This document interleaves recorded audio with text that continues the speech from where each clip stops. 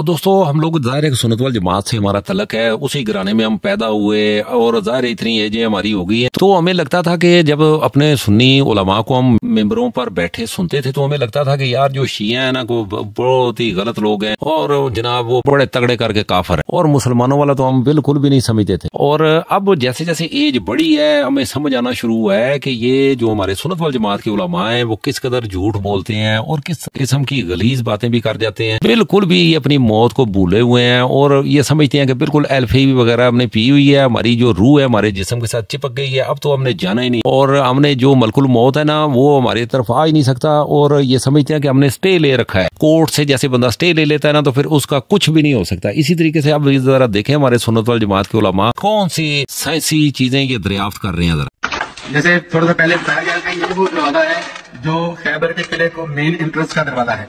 और कहते हैं जी हज़रत अली रज़ी अल्लाह तआला अन्हु ने वो शिया की किताबों में लिखा हुआ है कि पता नहीं कितने 100 फुट कितने चौड़ा था, कितने फुट लंबा था। अभी भाई वो माप रहे हैं, तकरीबन 7 गिटे चौड़ा है और तकरीबन 15 गिटे शायद लंबा होगा। आप इन दोनों अलामा हज़रात का जरा अंदाजा लगाइए, ये मक्के में और मदीना में ये नमाजें पढ़ पढ़ के बेहतरीन जनाब मुत्तकी परहेजगार बन चुके हैं और इन्हें आज ख्याल आया कि चले जी कहीं सैर कर लें। वल्लाह ये अपने जहाँ पे कोई अस्तबल वगैरह होता है, जहाँ पे कोई जानवर वगैरह बांधे जाते हैं, ये उस जगह में मेरे ख्याल ले आए हैं और बता रहे हैं जनाब जी वहाँ पे वो देख लेना कि किस तरह वो जनाब जी को पंजाबी चंद डंडे सोटे लगे हुए ने जनाब जी, बूहे वेखो किहो जिन्हों ने बनाए ने जिस तरह वो जानवर डकण वाले। तो ये सारे जानवरों वाला को जो वो मेरा हाल है वो हमें तबेला सा हमें दिखा रहे हैं और उसके दरवाजे को अपने हाथ से पैमाइशें कर रहे हैं। इतने साइंसदान लोग हैं कि जनाब जी वो उससे पैमाइश कर करके बता रहे हैं और कहते हैं कि जनाब जी ये देख लें जी बहुत छोटा सा दरवाजा है। और ये वो शिया जो है ना वो लोग ये कहते हैं कि जी वो बहुत बड़ा दरवाजा था। और शिया को छोड़ देना, कम से कम ये सुन्नी बन के तो जाहिर है कि या अली सरकार के या सुन्नत वल जमात के नहीं है, ये एक किस्म का मजाक उड़ाने वाला काम है। और इसका मैं जवाब एंड पे मैं जाके मैं देता हूँ आपको, लेकिन फिर भी हमारे सुन्नत वल जमात का कोई दिमाग कुछ काम करना चाहिए, इन्हें कोई शर्म आनी चाहिए कि ये खुद से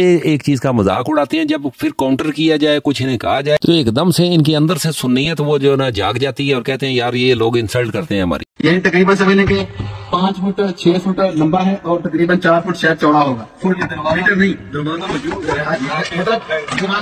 दरवाजा तो खैर बाद नहीं बनाया गया, जगह होती है और जगह से पता चल जाता है वो कितना चौड़ा और कितना लंबा होगा। वैसे दोस्तों ये हमारे जितने भी ये सुन्नत वल जमात की इस किस्म के जो ज़हनियत रखने वाले जितने भी उलमा हैं या मौलवी हज़रात हैं या दोस्त अहबाब हैं, ये ही कमीनगी करते हैं जिसकी वजह से हमारे सुन्नत वल जमात का बहरी बेड़ा जो है ना दिन ब दिन वो डूबता चला जाता है। और इतने ये सुराख हो चुके हैं इसके अंदर कि ये इसके अंदर पानी इतना भर चुका है। मैं ये जब एक शिया दोस्त ने भी ये सारा देखा तो वो मुझे इसका पता है जवाब क्या दे रहा था। वो कहता है यार ये देख लो सुन्नत वल जमात की मोहब्बत देख लो कि वो उन्होंने या अली सरकार को सिर्फ शियों के हवाले कर दिया है और यही उनके फजाइल को डिफेंड करेंगे और उसी पे ये गुफ्तगू करेंगे। पहली बात तो ये पूछ रहा था कि सुन्नत वल जमात की खुद अपनी किताबों में क्या लिखा हुआ है, वो दरवाजे की हाइट कितनी थी, वेट कितना था, या उसके बारे में कोई अदूदरबा लिखा होगा ना। तो फिर इसके बाद वो कहता था कि ठीक है मान लिया कि ये जो दरवाजा बता रहा है ये दरवाजा चलो मान लिया जी को 2 किलो का होगा, 4 किलो का होगा, छोटा सा दरवाजा है, खिड़की बना लो जो दिल करता है। वो कहता है जी जो इसने सर पे ऐसे जो कपड़ा पहना हुआ है ना इसी को ही समझ लो कि फर्ज किया कि यही कपड़ा ही लगा हुआ था। तो वो शिया कहता था कि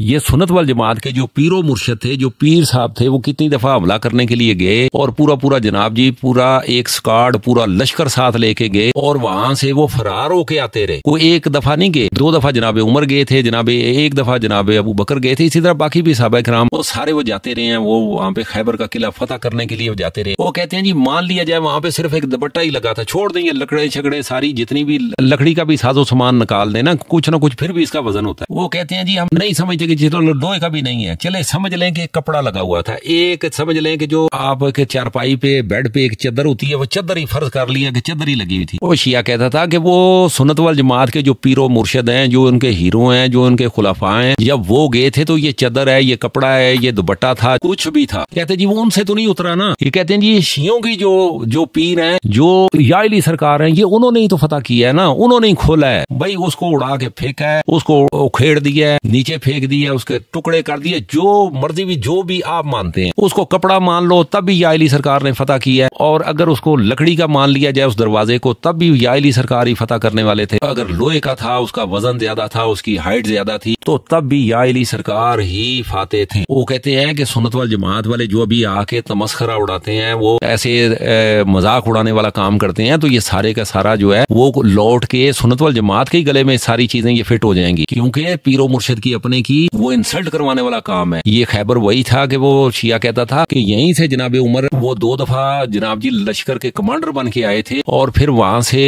जब फतह नहीं हुआ वो वापस वहां पे गए तो सारे लश्कर ने कहा था कि जो जनाब उमर है उनके लिए स्पेशली कहा कि ये बुज़दिल है, और जनाब उमर कहते थे कि ये लश्कर वाले सारे बुज़दिल हैं। तो अब मुकमानी किसकी जाए? जो ज्यादा लोग हैं, जाहिर है कि इजमा वाला काम किया जाए तो वो ज़ाहिर सहाबा किराम ज्यादा थे, तो उनकी फिर मानी जाए तो फिर जनाब उमर की तरफ ये सारी बात लौट जाती है। इसलिए मेरे हिसाब से सुन्नत वल जमात को भी चाहिए कि इस किस्म का मजाक उड़ाने की बजाय वो सारे चीजें देखें कि इस्लाम को देखें, और सारों से पहले ये उलमा जितने भी अपने गिरबानों में जाके वो किसके लिए मुंह खोल रहे हैं, इनको किसने अथॉरिटी दी है कि ये मुंह खोलते रहे और ऐसी वो इंसल्ट वाली बातें करें। वो जी कुछ भी नहीं था वहां पे, ऐसे ही जनाब जी खाली घास ही उगा हुआ था, तो वहां से कोई भी पार नहीं गया जनाब। ये देखें जी घास तो 2 उंगलियों से उखड़ गया, और कुछ भी था वो या अली सरकार ही नहीं फतह किया था ना। कल मैं अलम उसे दूंगा जो मर्द होगा। वो शिया कहता था कि वो तो मर्द के लिए कहा गया कि जो मर्द होगा, तो बाकी क्या सारे जो सहाबा किराम थे वो किस में आ जाते हैं? वो तो फिर बड़ी इंसल्ट वाली सारी बातें हो जाती हैं। रसालत में आप सल्लल्लाहु अलैहि वसल्लम ने जब खैबर से जो माले गनीमत मिला था उसमें से 2 हिस्से दिए थे या अली सरकार को, एक हिस्सा सारे सहाबा किराम को मिला था। तो हमेशा देखिए जो आप मर्द के लिए 2 हिस्से होते हैं और औरत के लिए 1 हिस्सा होता है, तो सारी बात जाती किस तरफ है। इसलिए मेरे हिसाब से इनको तमस्खरा बनाने की बजाय और किसी की ऐसे इंसल्ट वाली बातें करने की बजाय अपने गिरबानों में इनको मौलवियों को देखना चाहिए और इन्हें शर्म करनी चाहिए। और ये लोग तो नहीं बाज आने वाले, इंशाल्लाह हम लोग जो हैं जिनके पास कोई अकल है, कोई समझ है, वो बाज आ जाए और मोहम्मद वाले मोहम्मद सल्लल्लाहु अलैहि वसल्लम के दामन से जब वो मुंसलिक हो जाएंगे तो मालिक उनके लिए आसानी पैदा कर जाएगा इंशाल्लाह। दोस्तों नई वीडियो के साथ हाजिर खिदमत होते हैं। बहुत शुक्रिया।